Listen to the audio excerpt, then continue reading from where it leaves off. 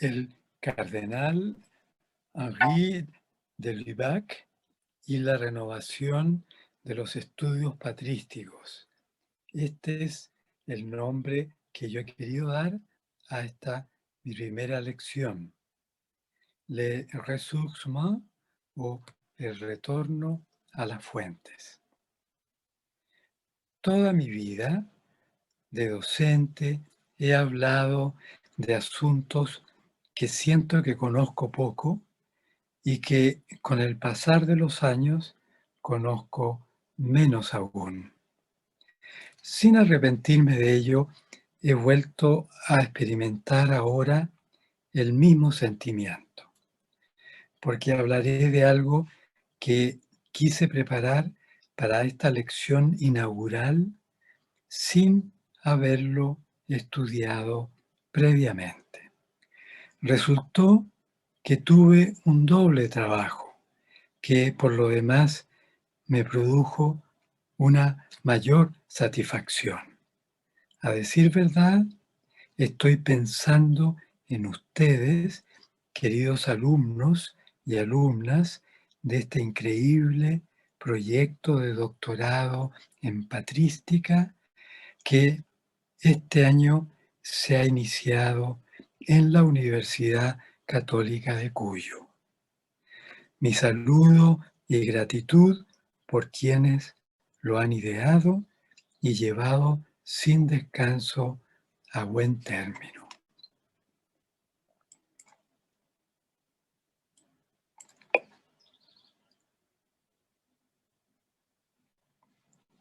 Porque digo, al pensar en ustedes, estoy recordando un principio básico del Fedro de Platón sobre la retórica, que quien dirige la palabra a un determinado auditorio debe tener claro a quiénes habla,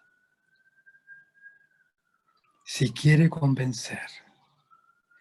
Y así es, deseo hablarles especialmente a ustedes, no a nuestros profesores y estudiosos.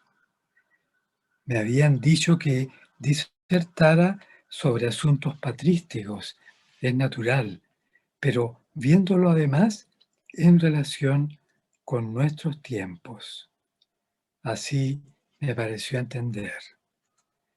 Por eso pensé, sin saber bien las consecuencias de mi decisión, en el cardenal Henri de Lubac, S.J., por muchos considerado la figura culminante del pensamiento teológico del siglo XX.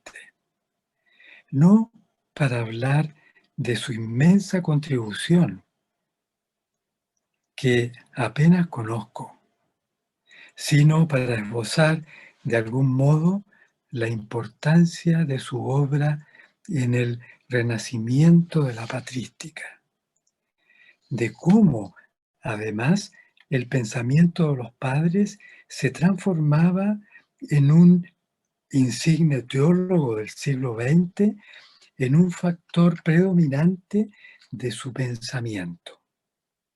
Porque parece indudable que el despertar del interés en los padres de la Iglesia, desde prácticamente los orígenes del siglo pasado, se ha producido en Occidente de algún modo a costa de la escolástica y el movimiento tomista.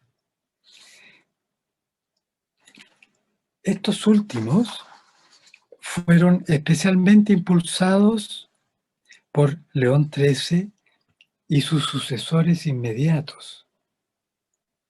En de Lubac, sin embargo, la causa de los padres significó asimismo, casi paradojalmente, una recuperación de la quinate en toda la pureza original de su propia grandiosa síntesis. Se le llamó ressourcement, es decir, un retorno a las fuentes, a los valores fundamentales que en especial los padres representaban. De Lubac entonces se encuentra en un momento delicado, en la vanguardia de ese cambio, siendo él un teólogo y un religioso jesuita. Así entonces, elegí dos obras y estudié cómo funciona el estudioso en acción mientras elabora el pensamiento y su visión teológica. Es en esencia muy semejante a lo que ustedes tendrán que hacer en este proceso de estudiantes de la patrística. Se necesitan de Lubac para el siglo XXI. Es decir, estudiosos que puedan penetrar de ese modo en el apasionante mundo de los padres que por unos 6 siglos perduró en la vasta extensión geográfica de la cuenca del Mediterráneo y sectores colindantes. Movimientos de esta naturaleza necesitan asentarse tanto cultural como geográficamente para subsistir. Por eso veo a San Juan de Cuyo en una posición estratégica que debería ser posible instalar un centro de renovación patrística en un mundo todavía nuevo, inestable y en efervescencia cultural como el nuestro.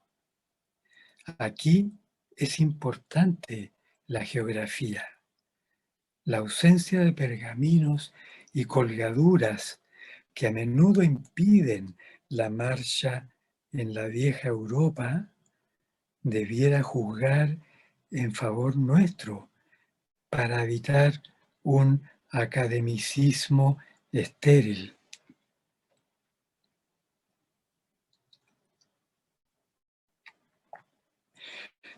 Para hablar del cardenal Henri de Lubac, Cambrai, 1896, París, 1991, casi un siglo, me he propuesto acudir a su metodología porque allí, me parece, es donde el método escolástico cede lugar al aporte de una renovada patrología. He escogido dos libros que me han parecido significativos. El primero es Catholicisme, les aspects sociaux du dogme, 1938. En nuestros días, su pensamiento teológico es ya parte de un conocimiento adquirido y valorado. Pero justo antes de la Segunda Guerra Mundial, muchas de sus ideas tenían un carácter profético, revolucionario y a menudo mirado con sospecha.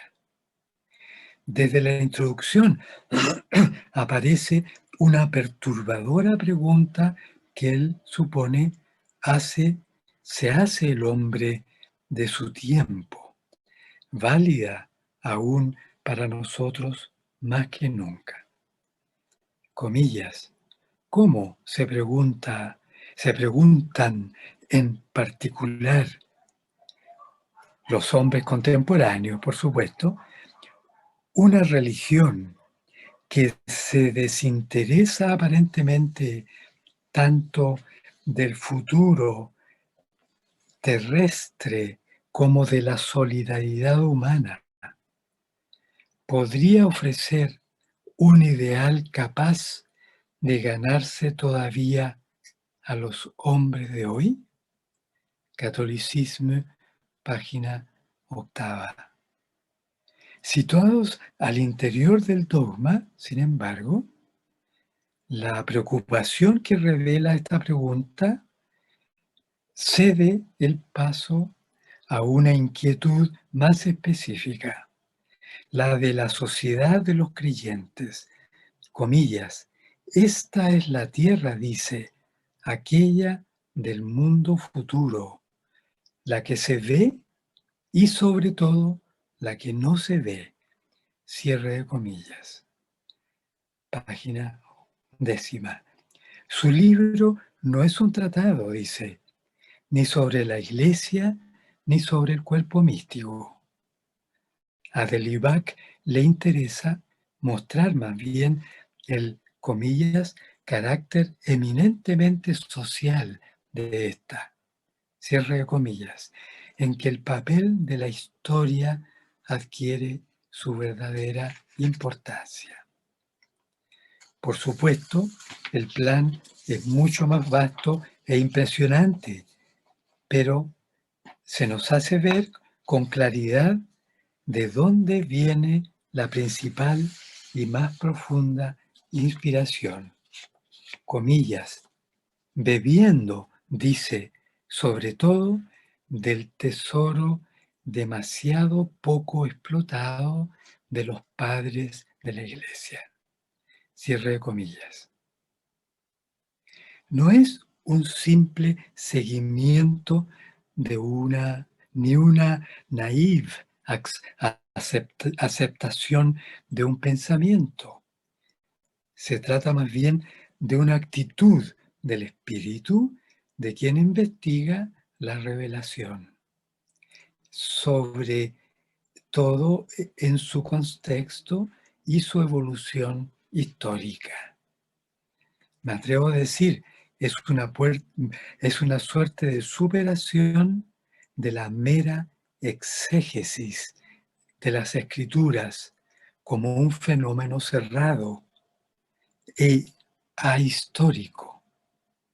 Lo mismo se puede decir del estudio del dogma, porque suponemos, digo yo, que la teología no consiste en una mera hermenéutica de los textos sagrados, siendo ella una superación además de la sola escritura como principio subyacente, en que la teología queda reducida a una hermenéutica bíblica que termina siendo diversa y, por tanto, en último término, incierta.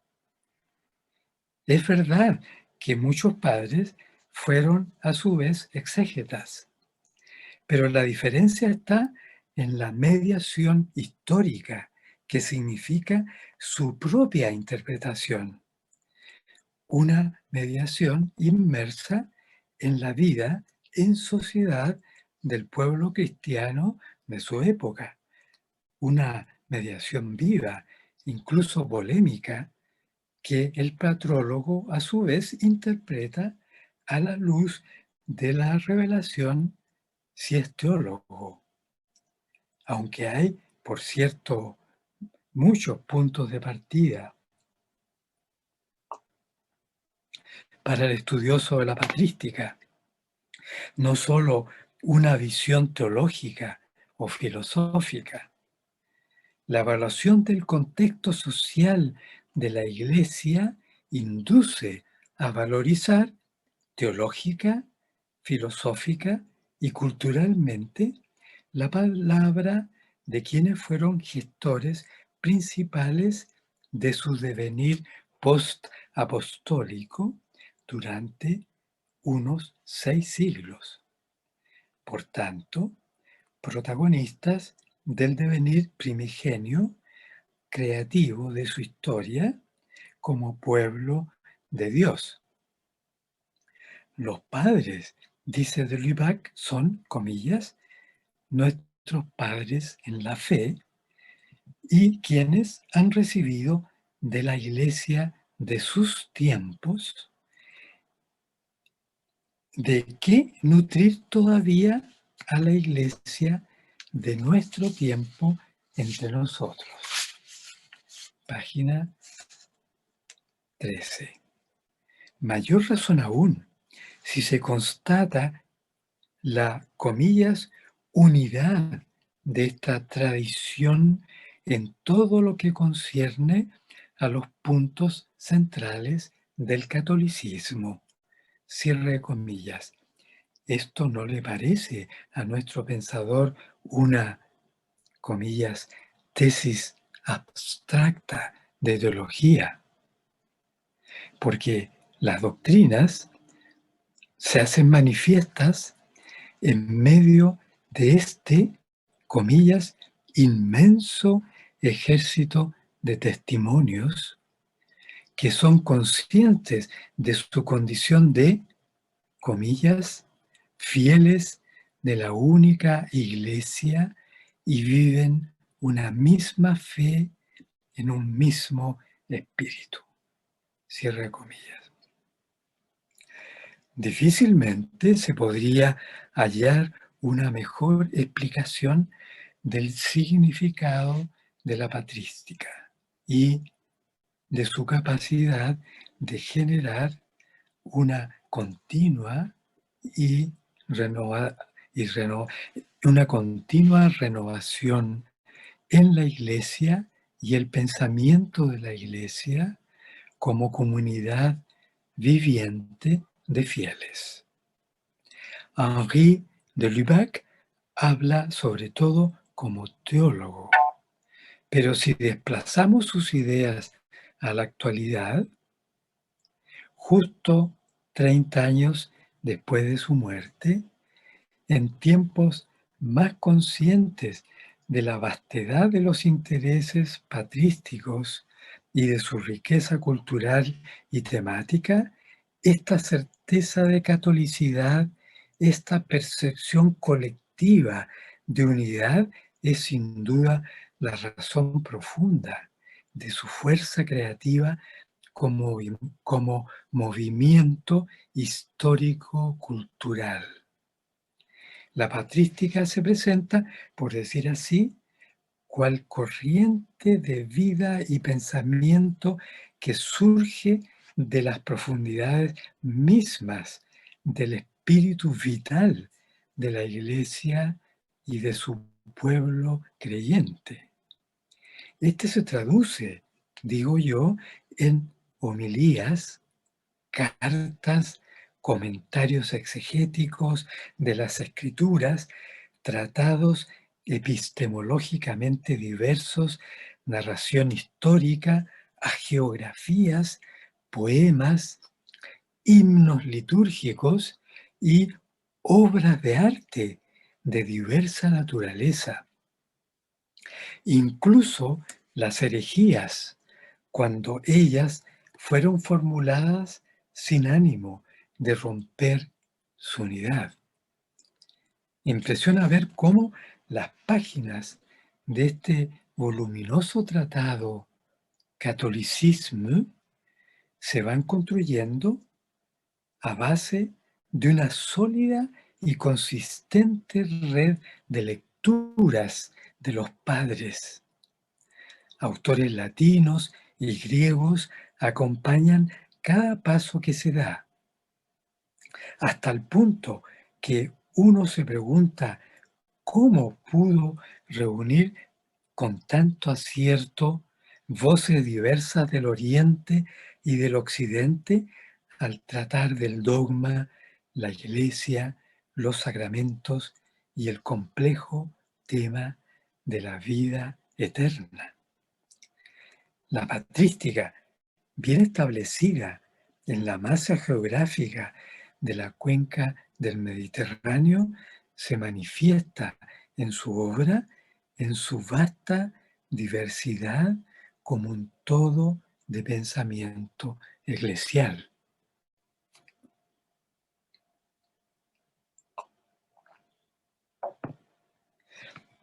Por supuesto que hay otros contenidos que son estudiados aquí, que no menciono al presente.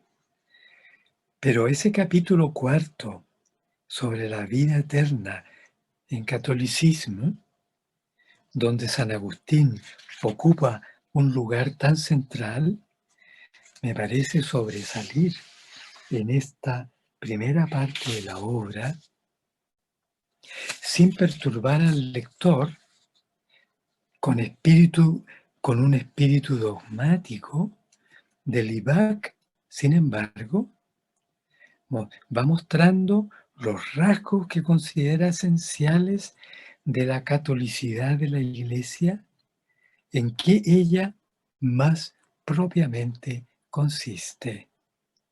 Se nota la diferencia con esos manuales de teología escritos en un escuálido latín hará todavía unos 50 años atrás.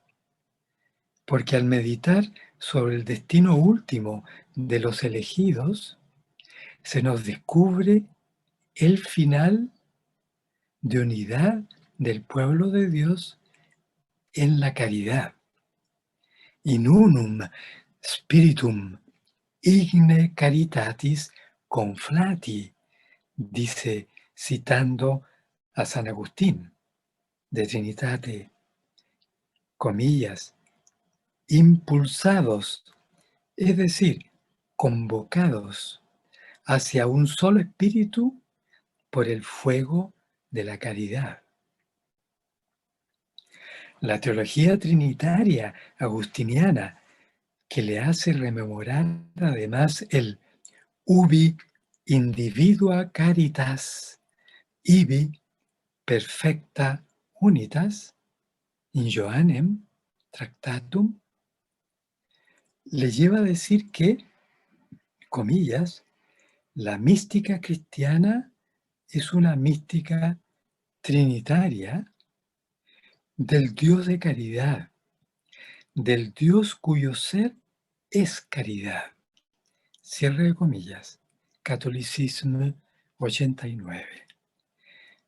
Son páginas de Delibac en Catolicisme en las que Agustín es a continuación acertadamente vinculado con bellas páginas del alejandrino Orígenes, in Romanos, etc., in Canticum Canticorum, etc., y de diversos padres latinos sobre el mismo tema. Las fuentes agustinianas, su principal inspiración en este contexto, son puestas admirablemente en relación con fuentes origenianas y de otros autores, haciendo de su estudio un sólido frente de unidad y catolicidad. Es la ecúmene patrística convocada al servicio del pensamiento teológico. El autor de la Ciudad de Dios no podía estar ausente, a pesar de que nuestro pensador encuentra además otras fuentes agustinianas junto con obras de Hilario y otros variados autores latinos que usa con maestría. Pero qué poderosas páginas, diría yo, encontrará el estudioso en el De Civitate Dei, referidas a ese horizonte social de una comunidad de caridad en el devenir histórico del pueblo de Dios y de su final último y definitivo. He aquí un modelo interesante de cómo proceder, pienso yo, estimados estudiantes de este doctorado. Ustedes tienen además que pensar en sus tesis finales, en la culminación de todo el estudio. Ustedes también verán que estos años de estudio que ustedes han emprendido este año, deben terminar en una sólida y completa tesis doctoral. De ser posible, asumir la catolicidad de sus investigaciones, uniendo perspectivas que provienen tanto del oriente como del occidente de la patrología, abriéndose, en fin, a las perspectivas diversas, que por lo general perfeccionan la propia visión. He aquí una señal de riqueza en el horizonte de una investigación patrística que busca no localizarse hasta el punto de olvidar ese network constitutivo del movimiento patrístico como realidad geográfico-cultural, porque la patrística se nos presenta como un verdadero sistema de voluntades sostenido en la unidad por la fe en Jesucristo. Pero es al mismo tiempo una cultura compartida como visión de mundo, conjunto de conocimientos, modos de vida similares y de participación generalizada de un desarrollo común artístico, científico, cultural, social y económico. De ahí que sería improcedente reducir la patología a un estudio teológico que utiliza a menudo una filosofía que es puesta a su servicio. Quisiera referirme ahora a los libros que han sido generalmente considerados sus obras capitales, estrechamente relacionados. Surnaturel, 1946. Y luego, Les mystères du surnaturel, 1965. Randall Rosenberg, en su libro The Giftedness of Desire, University of Toronto Press, 2017, decía, citando a otro estudioso, comillas, su publicación se refiere en este caso específicamente a Surnaturel, constituyó un, comillas, evento cultural tan importante como la publicación de Ser y Tiempo, 1927, de Martin Heidegger, o la de Ludwig Wittgenstein, Investigaciones filosóficas, 1953. Cierre de comillas.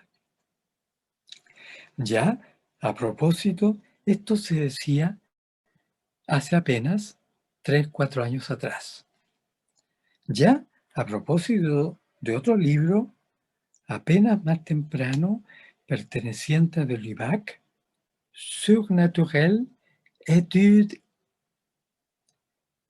historique, 1946, ese mismo año de Surnaturel, se habían levantado señales de alarma a cierta teoría teológica allí central, incluso dentro de su orden, como lo evidencia la recensión del padre Donnelly, sacerdote jesuita, en The Review of Politics, 1948. Donnelly, 2 años después de la obra Surnaturel. Donnelly decía que estos estudios históricos son, comillas, one of the most remarkable books of our era. 226. Y ponía de manifiesto su notable metodología basada en la utilización permanente de los padres de la Iglesia, aspecto que yo he querido también remarcar en su catolicismo. Donnelly, sin embargo, se escuda en tres importantes críticos, todos de su propia orden, para atacar sus hallazgos. Comillas, los tres, dice, están de acuerdo en que la teoría de lo sobrenatural del padre de Lubac, al menos su presente formulación, es insostenible. Cierre de comillas.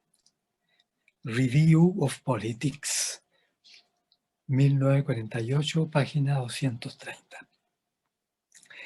Estos críticos eran los padres Malevé, Deblic y Boyer, todos de la orden jesuita.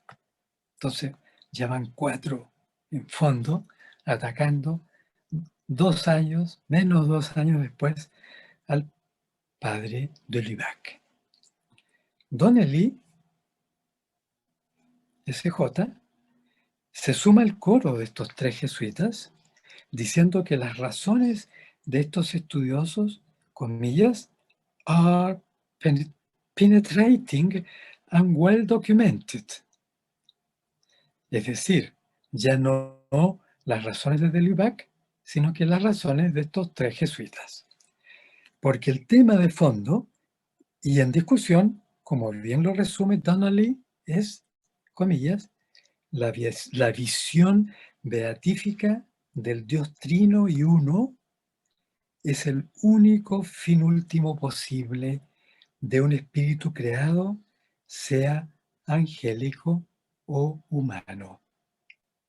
Atención con lo humano. Cierre de comillas. Lo que su crítico considera ante esta bien establecida doctrina católica, algo extraordinario de parte de Lubac. Es el que mantenga que este objetivo es the only goal possible for man. Es decir, el único objetivo, el único propósito, la única finalidad para el hombre como hombre. ¿Ya?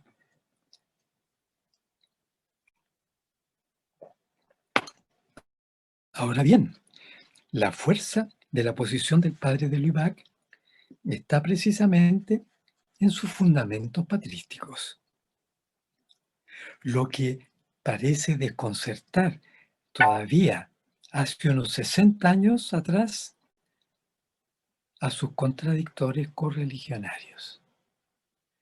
Lo que de Lubac quiere decir, entiendo, es que es lo siguiente, comillas, la única finalidad, único objetivo posible para el hombre, aún en su estado actual. Estas son también palabras de Lubac, pero en otro contexto.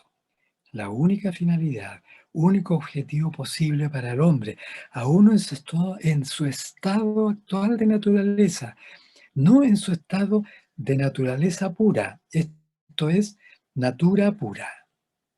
O sea, el objetivo último de todo hombre, no del hombre en estado de natura pura. Ese es el tema teológico en juego. Claro está, de Lubac había encontrado un respaldo a sus ideas en lo que él consideraba, comillas, la doctrina tradicional de la Iglesia, en el parecer unánime de los padres e incluso en Santo Tomás. Porque el asunto va a seguir plenamente presente en sus libros Spiritualité y Le mystère du surnaturel, que es el que yo voy ahora, libro este último que nos ocupará ahora.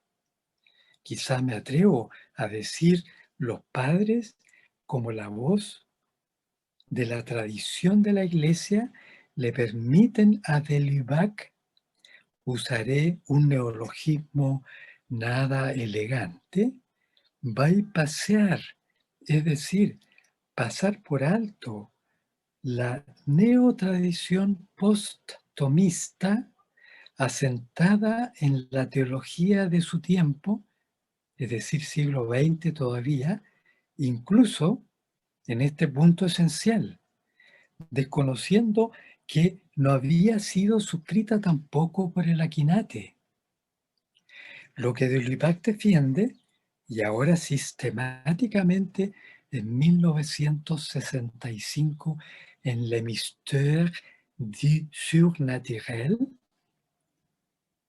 es la finalidad, el objetivo del hombre, no solo del ángel, que el objetivo del hombre es la visión divina, pero, y aquí está la cuestión teológica de fondo, es un deseo de tal carácter que no puede sino ser llevado a su compleción por una iniciativa divina.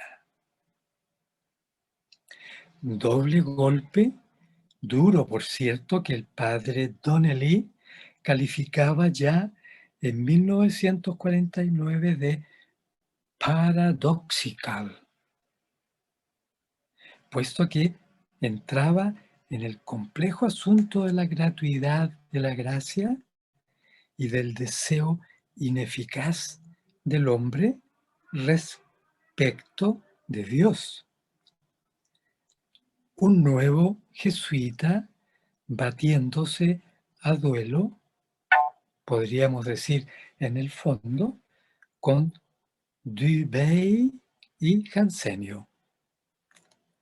Y aquí estaba la doctrina de la natura pura, un engendro, digo yo, más difícil de rebatir en su origen antes que existiera instrumentos de trabajo actuales como The Library of Latin Texts y otros instrumentos de búsqueda que no tenía de Lubac.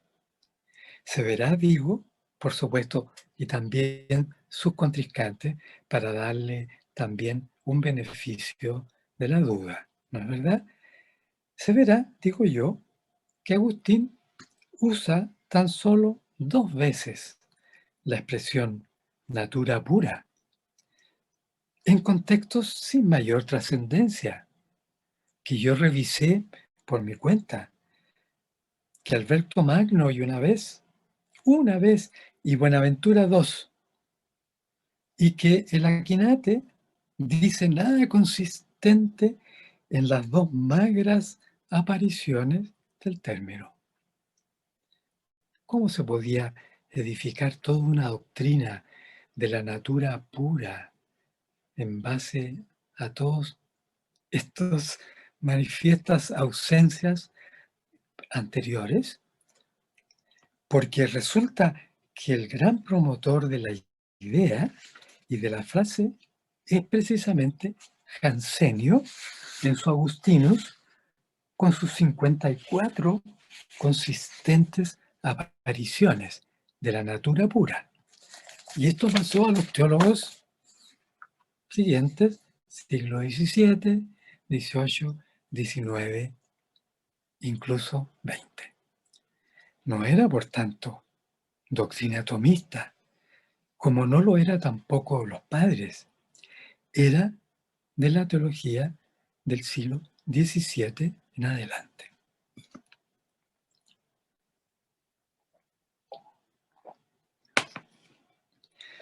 ¿Qué hubiera sido si no hubieran aparecido de nuevo los padres de la Iglesia? Quizá ahora se entienda mejor por qué el libro de Rosenberg, 2017, se titula The Giveness of Desire, el don del deseo, de la donación. Se trata del don de ese deseo natural de ver a Dios en la naturaleza humana, don de su iniciativa divina y de su voluntad creadora. Es un don previo a la gracia. Y del significado, examinado ampliamente en su primer capítulo del Ressourcement, es decir, del retorno a las fuentes de Delibach y otros contemporáneos. En otras palabras, es esa vuelta a los valores fundamentales que Delibach desea promover, en que la metodología lübasiana del uso de los padres ocupa un lugar de primera importancia. Se destaca su intento de recuperar el papel redentor, dice, de la teología en el mundo, dice Rosenberg, página 15. En el terreno de lo sobrenatural, el sentido de sacralidad tiene aquí un lugar prominente. Lo considera perdido para el mundo contemporáneo, en parte precisamente de esta teología de origen, cayetano, adjetivo de mi invención, que tergiversó el tomismo de Tomás y olvidó a los padres. Identificó entonces Delibach al legado de los 3 últimos siglos de escolasticismo como los responsables de haber creado un abismo entre naturaleza y sobrenaturalidad.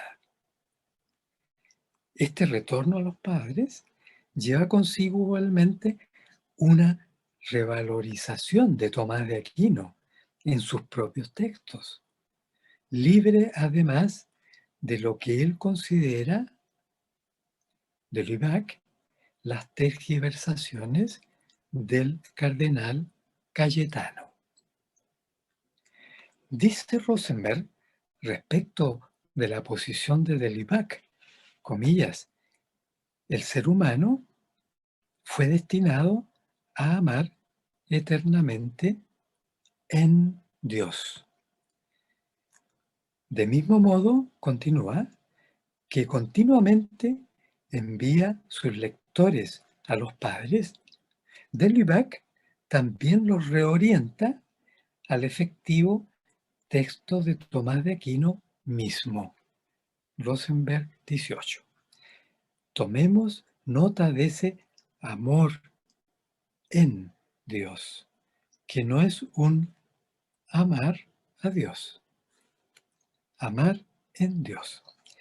Ahora bien, si nos acercamos a los puntos esenciales del mystère du surnaturel, constatamos que el asunto central está en el deseo natural de contemplar finalmente a Dios y anejo a ella el de la gracia y, sobre todo, el de su gratuidad. El punto parece estar, como Delibach lo expresa, en comillas, afirmar para la razón natural el poder revelarnos el llamado efectivo de la visión de Dios. Una suerte de teología natural. Digo yo, perdón, ¿no? Solamente estoy en realidad dentro de una cita. Voy a volver a decirla, ¿no? Porque la estaba interfiriendo yo, comillas, afirmar para la razón natural el poder de revelarnos el llamado efectivo de la visión de Dios. Solamente el deseo de la visión beatífica es verdaderamente, continúa Delibach, según toda su naturaleza y en toda su forma conocible, eso es algo que nosotros no creemos, dice de Lubac. Continúa ahora el mismo de Lubac. Recordamos siempre lo que el mismo Santo Tomás dice, comillas, que es aquello que está por encima de la razón y esperamos en el fin último de los hombres. Nos mantenemos al interior, dice, de la teología. Cierre de comillas. Le mystère du surnaturel. 258. Digo yo, ahora, la iniciativa, la gratuidad, está y permanece en aquel que puso en nosotros tal deseo y esperanza. Es, en palabras de Dolivac, comillas, l'appel de l'amour, el llamado del amor. Título de este capítulo final, hermoso título y hermoso capítulo de Le mystère du surnaturel. Porque así se expresa, comillas.